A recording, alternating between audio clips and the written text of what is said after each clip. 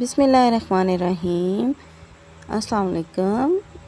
Welcome to my YouTube channel kids Urdu reading.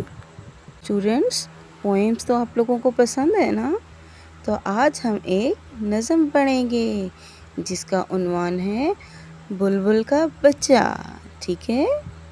बुलबुल का बच्चा खाता था खिचड़ी, पीता था पानी, गाता था गाने मेरे सरहाने। एक दिन अकेला बैठा हुआ था, मैंने उड़ाया वापस न आया। स्टूडेंट्स, आई होप आपको मेरी वीडियो पसंद आई होगी।